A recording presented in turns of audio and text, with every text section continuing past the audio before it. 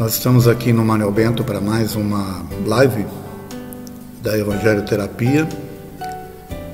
E eu queria convidar todos que estão nos ouvindo e nos vendo nesse momento para que a gente possa fazer uma vibração, uma prece inicial para a nossa live de hoje.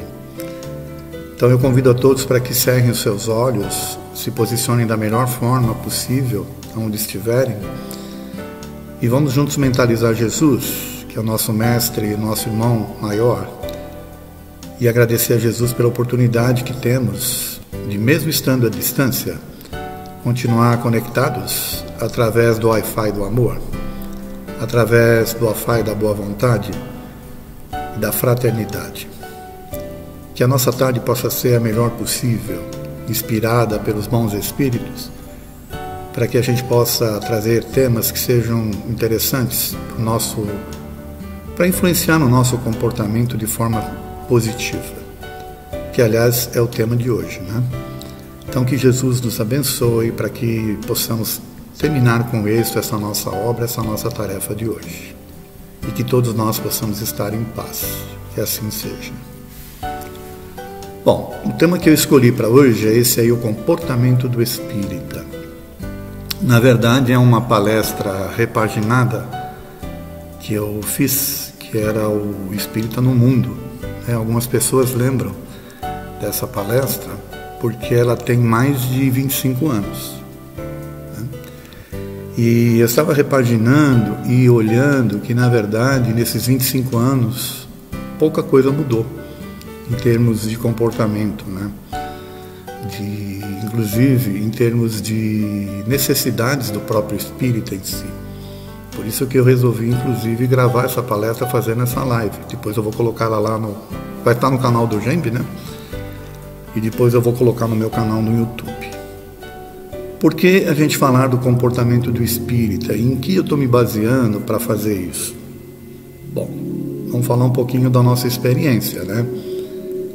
Nós somos espíritas há 35 anos e como presidente aqui do Gembe há 30.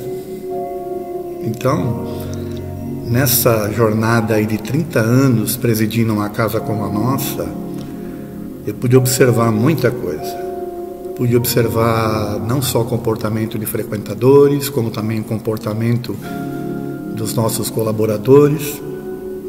E uma casa como a nossa, no tamanho que ela é, vocês podem ter certeza que ela é riquíssima em experiências nesse sentido, na questão do comportamento. Porque nós estamos falando aí, na época que nós estávamos funcionando plenamente, numa frequência de 4.000 pessoas por semana aqui na casa. 1.000 alunos fazendo curso e mais de 600 pessoas colaborando, né, como voluntários. Então tem aí uma gama, né, de informações para trazer essa experiência e poder fazer essa análise do comportamento do espírita. O que a gente vai, na verdade, fazer uma análise aqui, com base na observação, é o espírita, né, e a sua convivência no mundo. Porque muitas pessoas acham que o espírita, ele tem que ser espírita só na casa espírita. Muitas pessoas acham que o médium só é médium na casa espírita. E esquecem que, na verdade, nós somos espíritas 24 horas por dia, assim como somos médiums 24 horas por dia.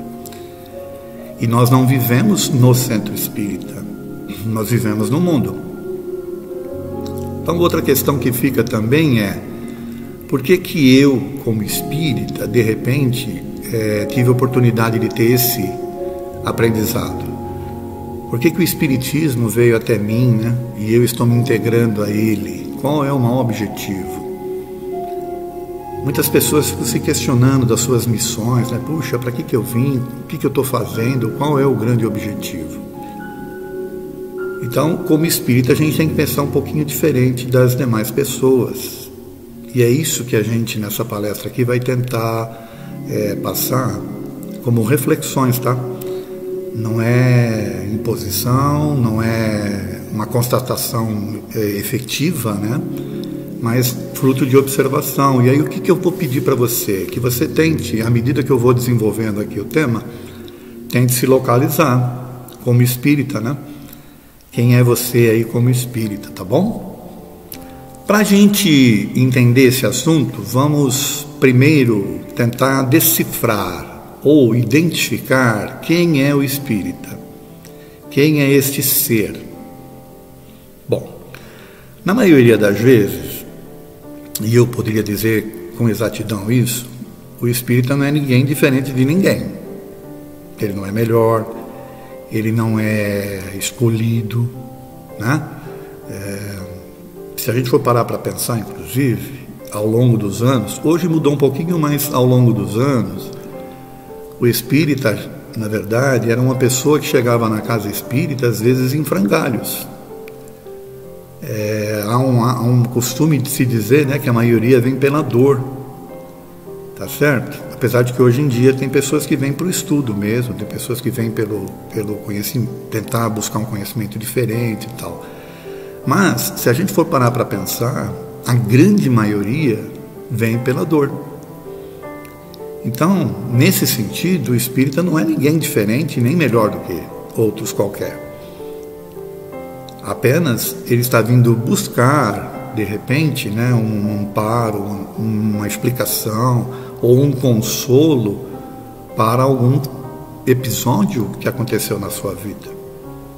A maioria das pessoas que aportam nas casas espíritas, que vêm nesse sentido pela dor, são pessoas que ou tiveram alguma desilusão, perda de algum ente querido, perda de um emprego, ou um amor, ou desilusões em si, que não encontraram, inclusive doenças, pode ser também, não encontraram, né, lá no mundo material as explicações ou as respostas para seus questionamentos.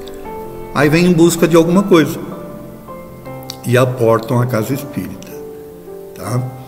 Só que aí eu pergunto para vocês, esses que aportam a casa espírita é de fato o espírita? Ainda não, né? Por quê? Porque, olha essa imagem aqui, né? Despender o mínimo esforço. Também a grande maioria das pessoas que aportam as casas espíritas são pessoas que não querem ter compromisso. Como essa brincadeira que eu estou fazendo aqui com a imagem, né? Querem despender o mínimo esforço possível, querem a solução dos seus problemas, tá?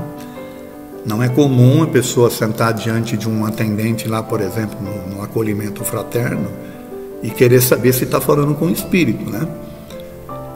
Ou querer que o espírito diga o que ela tem que fazer.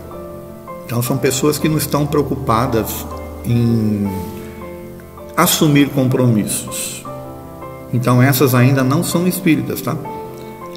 E aí eu vou dizer para vocês que existem muitas pessoas que se dizem espíritas, mas que de fato não frequentam uma instituição ou não estudam.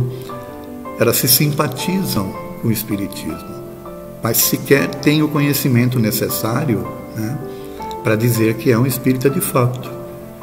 Então esses não são espíritas, tá? O espírita, na verdade, é aquele que fica, né? Ele passa por aqueles tormentos todos lá iniciais, do acolhimento, ele entende que ele precisa, de fato, fazer um trabalho, a doutrina começa a falar alto, quando ele ouve as palestras, né? A doutrina começa a transformá-lo, ele se sente acolhido, se sente bem, e ele quer estudar, ele quer se aprofundar. E, consequentemente, ele quer se voluntariar, ele quer trabalhar. Então, este, para mim, é o espírita, é aquele que está lá na casa espírita se dedicando, né? Podemos até dizer que também os alunos, né, que estão estudando são espíritas. Mas o público em si, né, aquele que de fato pode se considerar espírita, é aquele que está em atividade.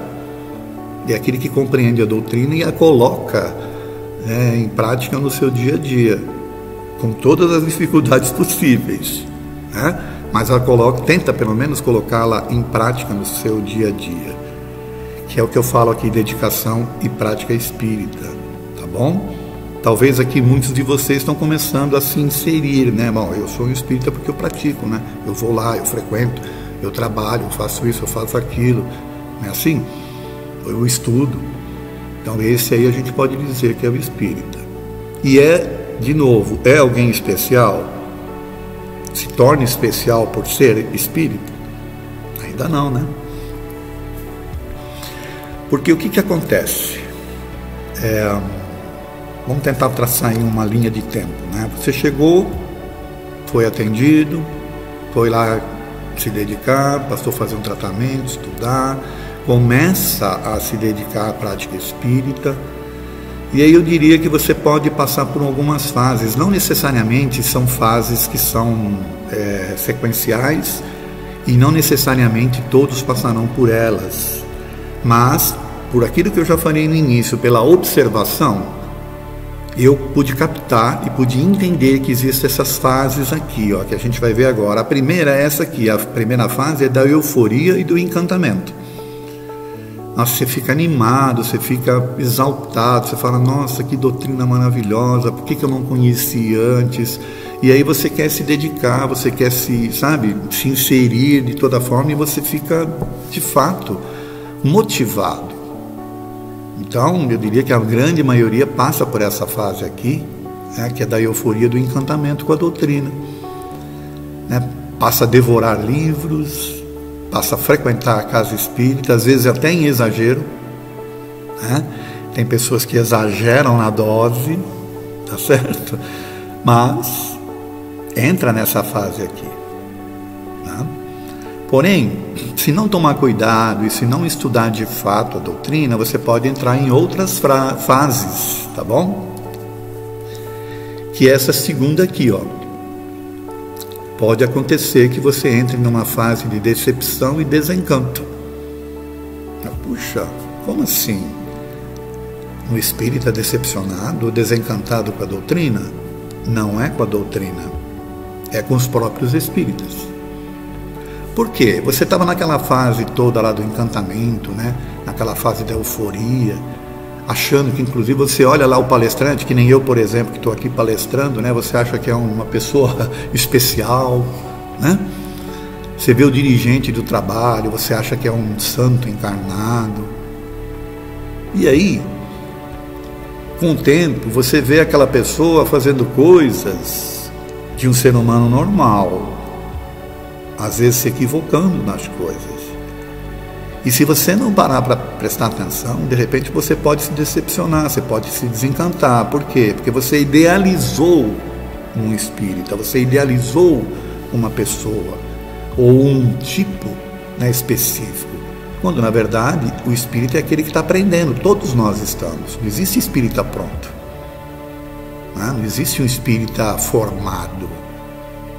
A doutrina é uma doutrina nova e todos nós estamos aqui em função, né, em fases diferentes de aprendizado, naturalmente, mas estamos aprendendo. Então, às vezes, aquela pessoa que você criou, aquele vínculo de, como se fosse um ídolo, né, te decepciona. E aí você pode entrar nessa fase aí, que é uma fase que eu diria que é até meio chata, porque começam a vir questionamentos ao contrário, né? Porém, isso aí também não é um comportamento do espírito estudioso, porque o espírito estudioso sabe que ninguém é perfeito, sabe que nós estamos aqui num processo de desenvolvimento. Aliás, o espírito estudioso sabe, e ele acompanha aquela frase do Kardec identificando o espírito. Kardec diz que o verdadeiro espírita, né, é aquele que se esforça para dominar as suas más tendências, as suas más inclinações. É uma pessoa que está num processo de esforço. Então, cuidado nesse aspecto aí, tá? Porque o que pode acontecer? Se você não... Eu vou voltar aqui novamente. Se você não souber trabalhar isso aqui, você pode ter algumas dificuldades aí, tá bom? Porém, tem uma terceira fase que eu acho que é bacana. Você passou, de repente, pela primeira, não passou pela segunda, ou passou pela primeira e pela segunda, e você chega na terceira aqui, que é a fase que eu chamo de acomodação e entendimento. É uma fase em que você faz os questionamentos necessários, você recebe as respostas adequadas, e através dessas respostas você vai trabalhando a sua mente, você vai aprendendo a raciocinar na fé, que é o que o Kardec esperava, ou pelo menos que ele preconizou, né, da fé raciocinada. Então você se acomoda e você passa a fazer uma série de entendimentos e se dedicação de fato, né, como espírita que é. Isso é uma fase interessante, porque é uma fase de muito estudo, né? E de muita... É uma fase até laboriosa demais, porque você passa a trabalhar bastante, né? Em função da causa. Uma outra coisa que causa... Vou voltar novamente aqui, ó, que causa problema aqui nessa questão, é que as pessoas colocam a casa na frente da causa. A casa espírita em relação à causa espírita. Uma coisa não tem nada a ver com outra, porque você pode ser espírita, estando nessa fase aqui de acomodação e entendimento, em qualquer casa espírita. Você pode ser espírita, inclusive, não frequentando uma casa espírita, porque o que vai influenciar, na verdade, é o teu comportamento no mundo, né? Como eu já coloquei lá atrás, tá certo? E aí a causa espírita é mais importante do que a casa.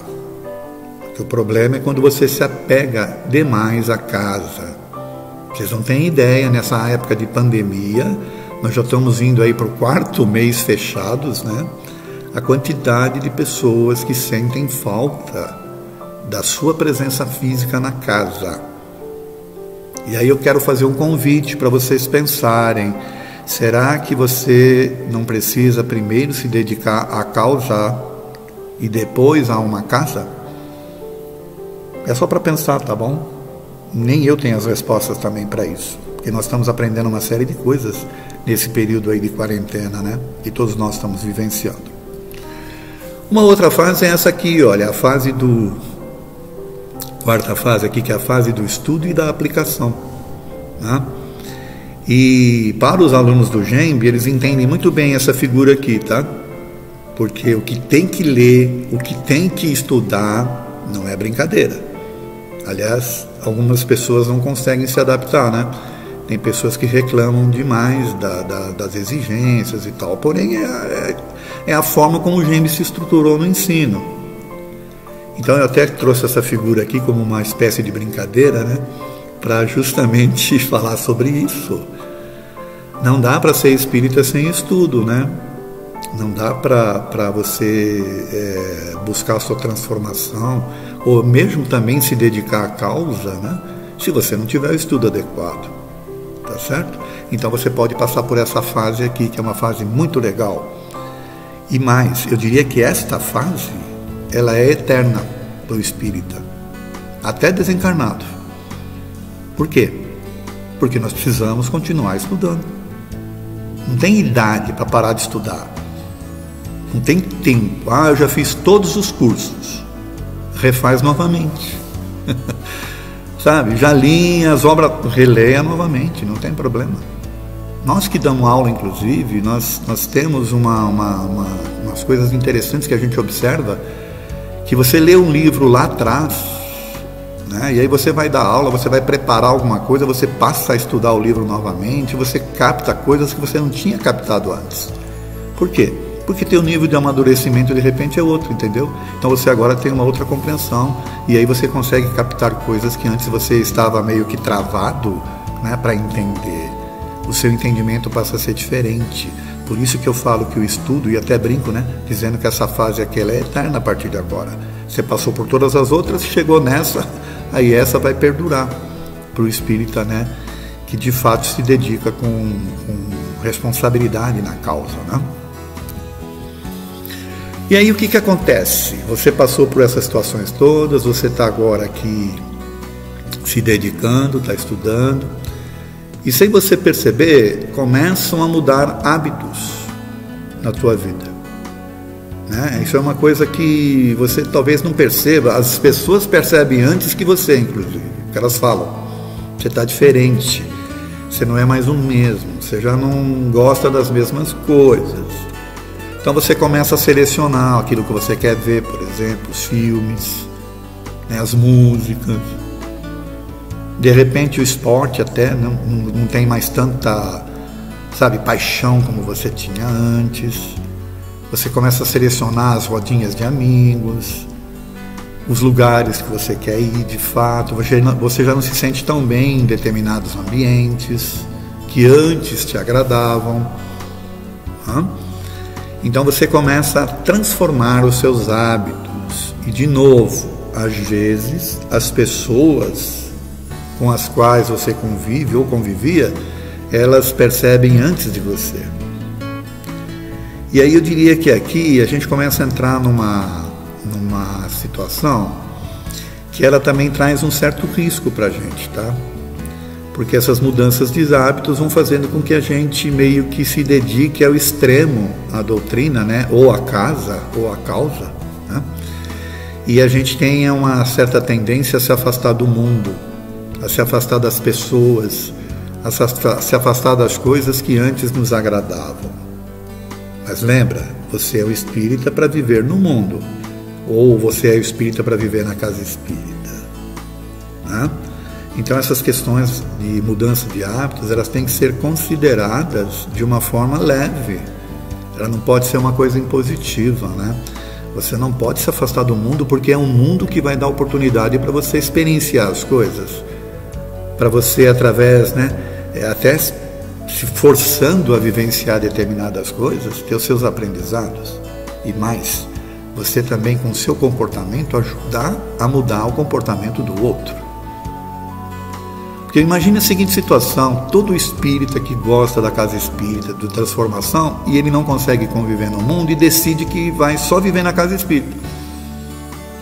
Então nós temos que esperar as pessoas chegarem na casa espírita para ajudar na transformação, quando na verdade a gente poderia estar trabalhando lá no mundo com o nosso comportamento diferenciado, mesmo vivenciando situações as quais não são agradáveis para nós, para ajudar a transformar o mundo. Então, se você, como espírita, queria saber se você tem alguma missão, tá aí talvez uma resposta, né? Que tal essa? Você ajudar a transformar o mundo, agora com o conhecimento que você tem.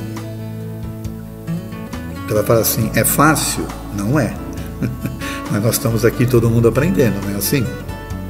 E aí a gente pode vivenciar situações, né, em que, inclusive, essa situação aqui na mudança dos hábitos, ela pode chegar a um ponto em que outros comportamentos passam a serem adotados, tá? Vou explicar mais ou menos aqui alguns comportamentos que eu observei das pessoas que passaram a se dedicar na casa espírita, tá bom?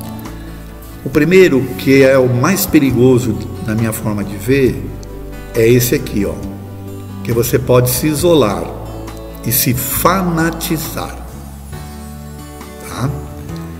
Você passa a ser o espírita que quer transformar o outro, não pelo seu comportamento, mas pela verborragia.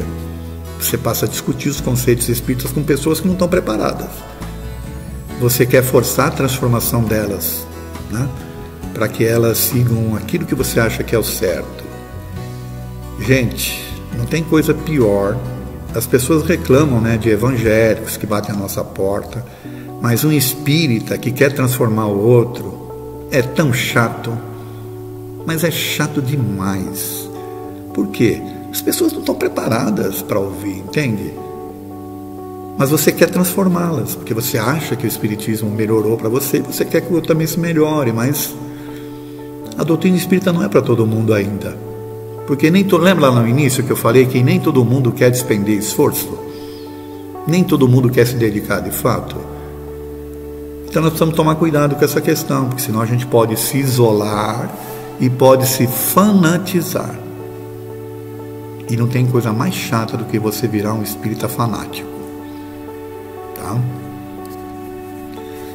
O que pode acontecer também é de você voltar para o mundo.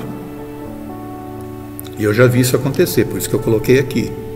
O que significa, na verdade, é que você começa a perceber que você tem, né, você acha, na verdade, né, que você tem que se transformar do dia para a noite, que você tem que mudar seus comportamentos, você já não consegue conviver com as pessoas da mesma forma que convivia antes, as pessoas começam a cobrar o seu retorno ao que você era antes, as suas amizades e tal, e aí você acha que o espiritismo é demais para você, porque você não tem uma compreensão dele como deveria.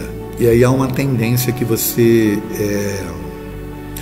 Tem outra coisa que é importante a gente pensar, né? A tal da reforma íntima, que você acha que tem que ser o espírita, sabe, perfeito. Isso é uma cobrança muito grande e muito absurda, porque nós estamos aprendendo coisas.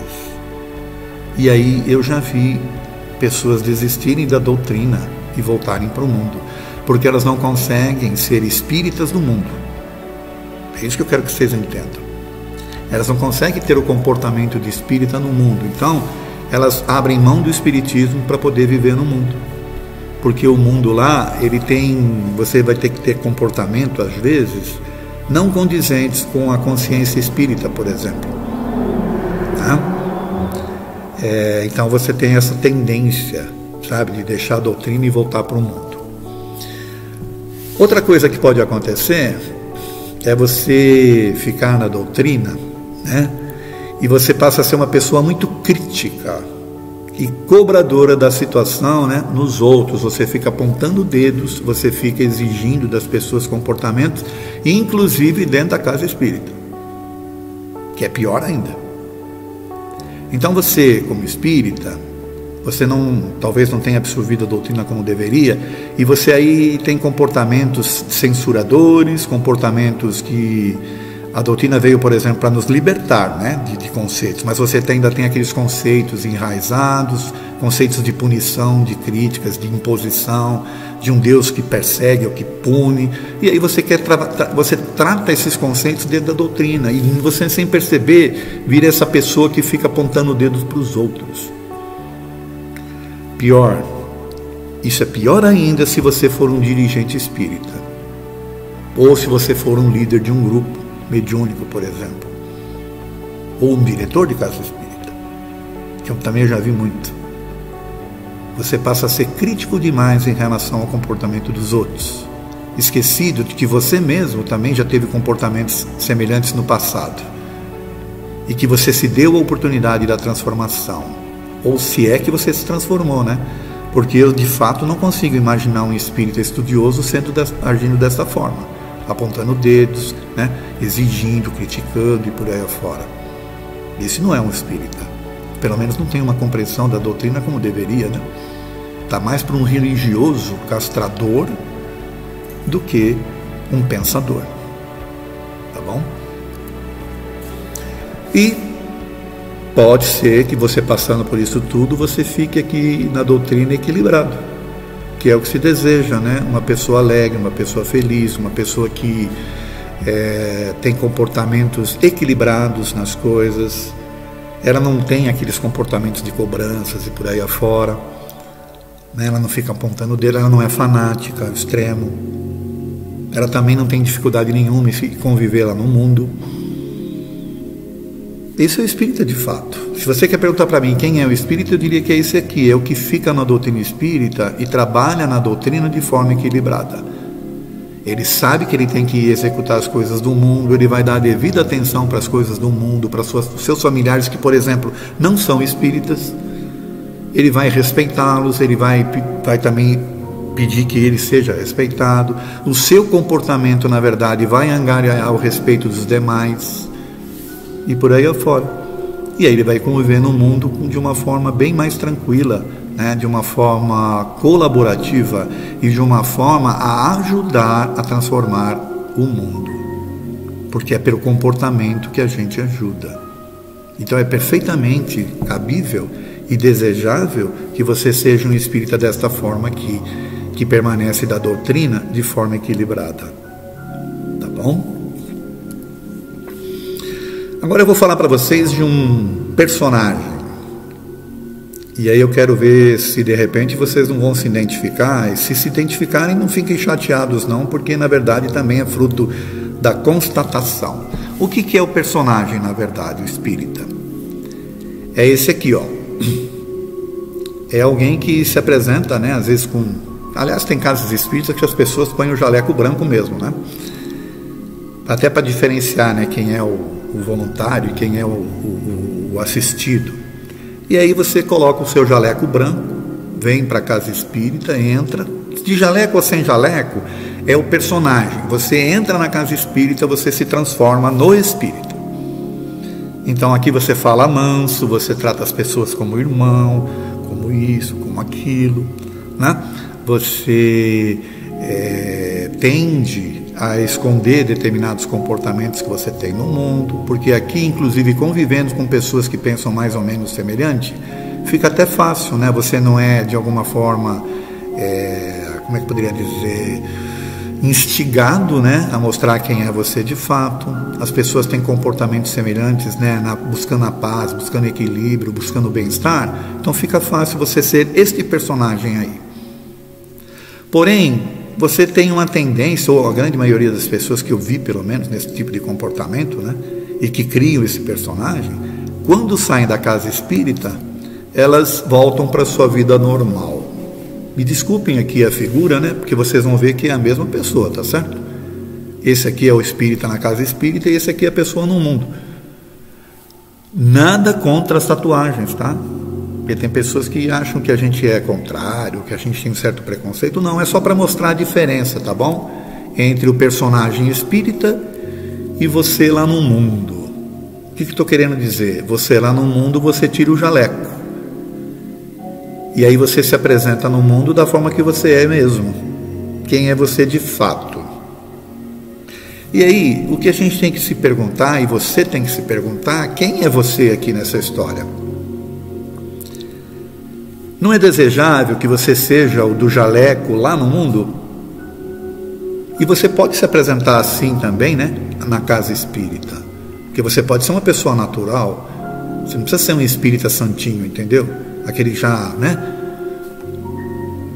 Só que você tem que ter a compreensão, você tem que ter a capacidade de ter o equilíbrio necessário para não vivenciar na casa espírita coisas que você faz no mundo.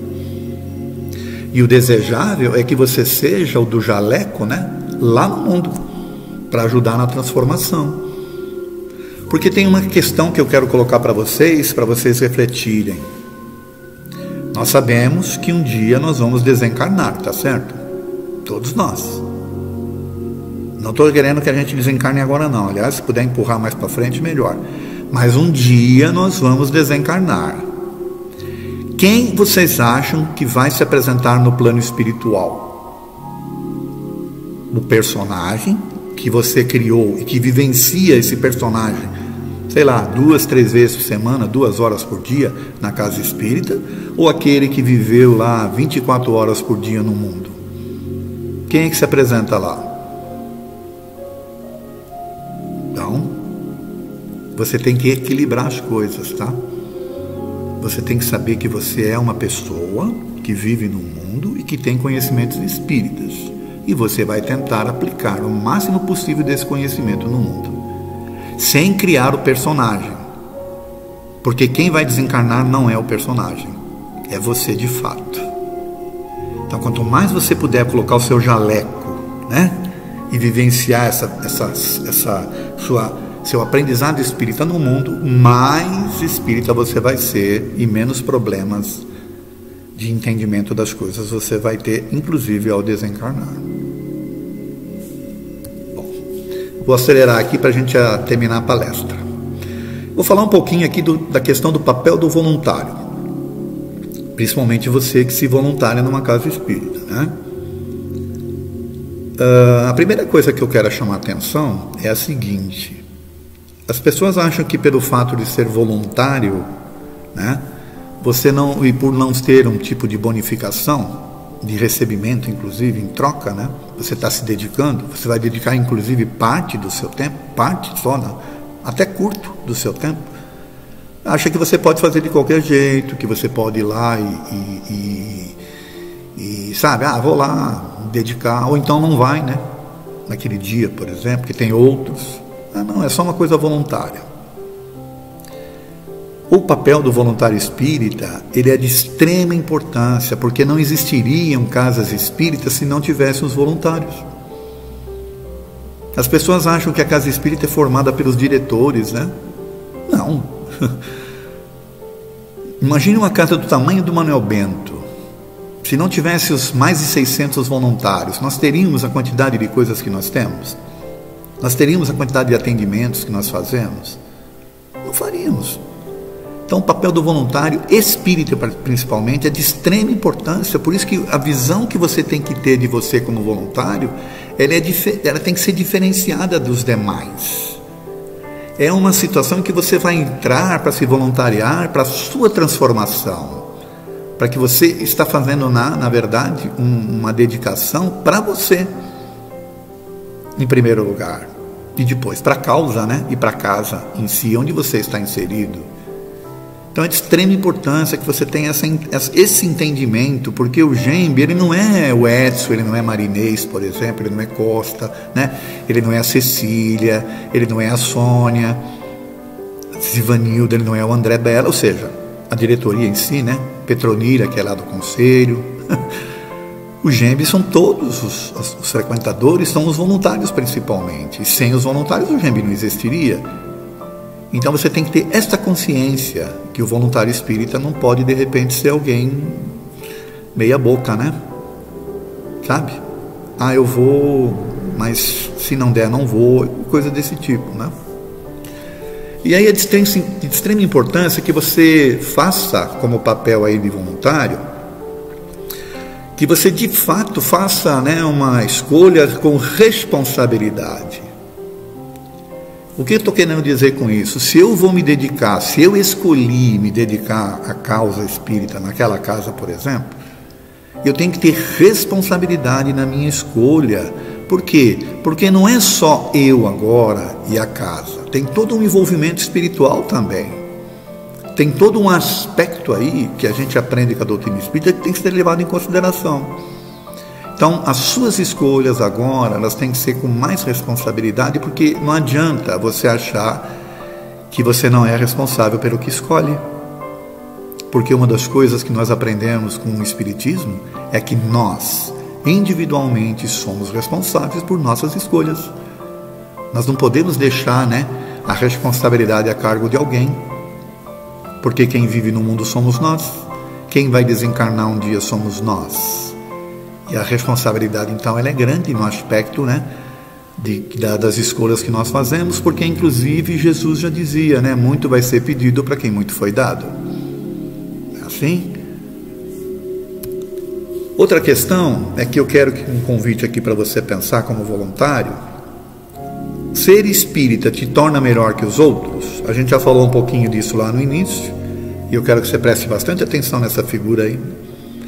Às vezes você é um gatinho e se olha no espelho e parece o ego é tão grande que você acha que você é mais do que qualquer outra coisa. O espírita, como nós já falamos lá atrás, é uma pessoa que às vezes tem muito mais problemas que as outras, tá? Por isso que inclusive veio para o meio espírita, para ter esse entendimento. Às vezes é alguém mais necessitado, inclusive, que os outros. Por isso que a gente tem que tomar cuidado para não ficar apontando o dedo para os outros, como eu já mostrei aqui também. Tá bom? Você não é melhor do que ninguém. E você está aqui, a única diferença é que você tem a oportunidade de ter aprendizados que os outros não têm, só isso. Só que a responsabilidade que você vai ter com isso é muito grande. Tá? Outra coisa que você tem que pensar é por que eu quero colaborar. Olha, eu decidi que eu estou estudando, eu entrei na casa espírita, eu me informei, eu de repente gostei, quero trabalhar na casa espírita. Por quê? Qual o objetivo? Se o teu objetivo não for aquele, né, o da sua própria transformação, ou aquele que vai te fazer você se sentir uma pessoa satisfeita com você mesmo, com aquilo que você faz, se você está indo, por exemplo, tá, porque você tem que acabar com essa tal mediunidade, por exemplo, tem pessoas que vêm para a casa espírita porque querem só reequilibrar a mediunidade, mais nada, então ela não tem um compromisso, entende? Você tem que se fazer essa pergunta. Por que eu quero colaborar? E por que eu quero colaborar, inclusive na casa espírita que estou indo? Por exemplo, o Gembe. Qual é o meu objetivo com isso? Por que eu estou fazendo essa pergunta? Porque não cabe, né, você vir para a casa espírita colaborar e você continuar sendo a mesma pessoa, entendeu? Você continuar tendo comportamentos que não são adequados, né? Você não trabalhar pela sua transformação, por exemplo, e você não ter um olhar acolhedor para tudo e para todos, inclusive para você mesmo, né? Isso nos remete a essa outra questão aqui, ó.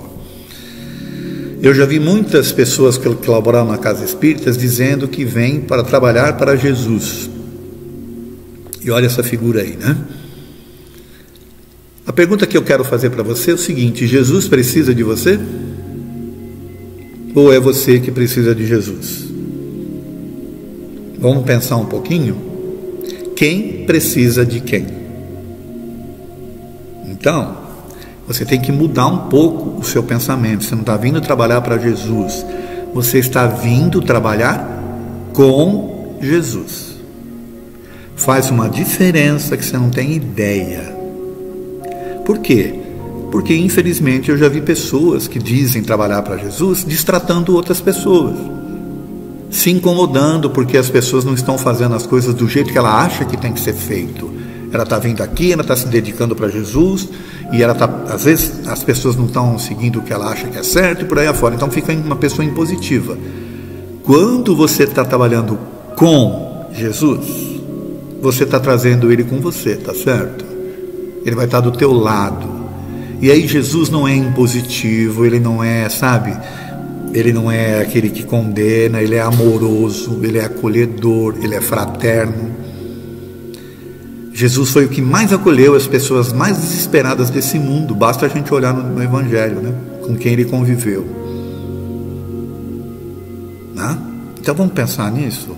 O seu trabalho não é para, mas é com Jesus. Faz uma diferença na tua vida e faz uma diferença na Casa Espírita que você não tem ideia. A Casa Espírita se transforma, ela se ilumina com trabalhadores e voluntários que têm esse tipo de pensamento que eu estou falando agora. É possível então você se dedicar com alegria? É uma pergunta que eu faço. Você já parou para pensar, às vezes, que você vem para a Casa Espírita, às vezes estão colocando ali no automático, que você vem azedo, às vezes, vem chateado, vem preocupado com outras coisas. Será que não tem que chegar aqui e vir com alegria? Puxa, hoje é meu dia de ir no GEMB, hoje é o dia que eu vou lá fazer uma palestra, é o dia que eu vou fazer isso, que eu vou fazer aquilo, é onde eu me sinto bem em fazer essas coisas. Por que eu estou colocando isso aqui? Porque se você não vem com alegria, você vem com azedume, ou então você vem por obrigação, ou então você vem para fazer a pseudo-troca com Deus, né? Olha, Deus, estou aqui trabalhando no GEMB, tá? Faz uma anotação aí, por favor, na minha ficha. Isso é troca. Você se torna uma pessoa amarga e você destrata a si e as pessoas.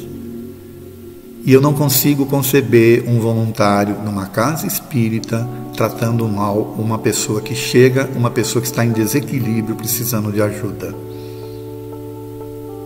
Então, o espírito é aquele que tem que trabalhar com alegria, porque sabe que está trabalhando para si. E finalizando aqui, será que precisa ter comprometimento? O que vocês acham? Eu sou um espírita, eu sou voluntariando, se não for hoje vai outro, vai ter alguém lá. Imagine se todo mundo pensar assim. Vai chegar, só tem lá o dirigente, e de repente, porque o dirigente é mais comprometido, aliás é por isso que ele foi escolhido como dirigente, tá? Vai estar lá o dirigente e os frequentadores, e os voluntários não foram porque não tem um comprometimento adequado. Então isso remete àquilo que eu já falei da escolha que você tem que fazer, tá? Da responsabilidade que é escolher a atividade espírita. Comprometimento tem que ser máximo nesse aspecto, principalmente porque você está lidando com a espiritualidade em si e um compromisso que você tem com os espíritos, inclusive, tá bom? E eu falei que eu estava terminando, mas agora eu acho que eu estou terminando mesmo. Cuidado, gente, com os melindres. Olha que linda essa menininha, né? Apesar dela ser lindinha, ela está fazendo o bico ali, o xoxo. Né?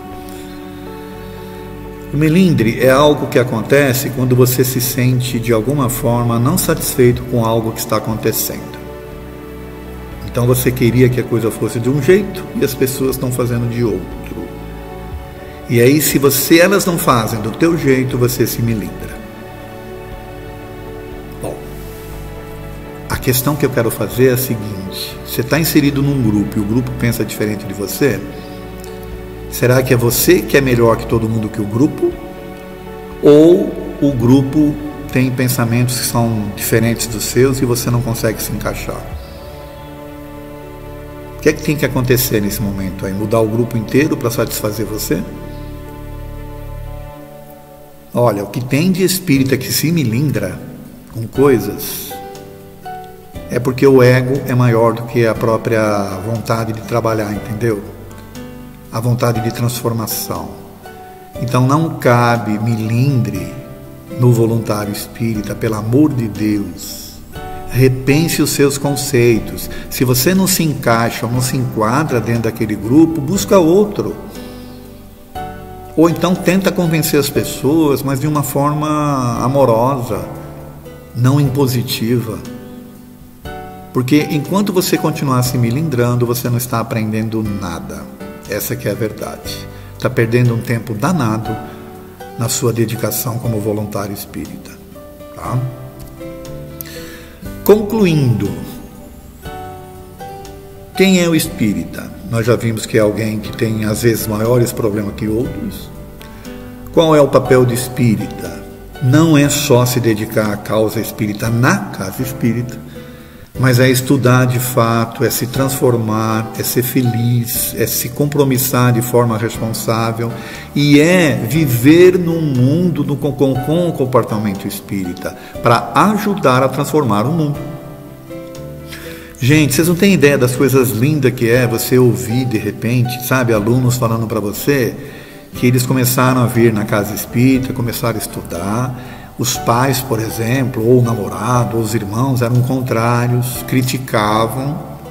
E aí, conforme a pessoa foi se transformando, a família começou a ficar admirada do comportamento da pessoa e querem também ir. Ou então, agora tem alunos trazendo aí os seus parentes. É a coisa mais linda de saber que isso existe. Mas por quê? Porque acontece desta forma, não impositiva, pela transformação e pelo comportamento lá no mundo. Tá bom? Então, se você quer saber qual é a importância do teu comportamento no mundo e o teu comportamento como espírita, está aí. Eu espero ter passado isso nessa palestra de hoje, tá bom? Está aqui a minha carinha de agradecimento, né, por vocês terem me ouvido por esse período aqui, tá? Agradeço muito a oportunidade.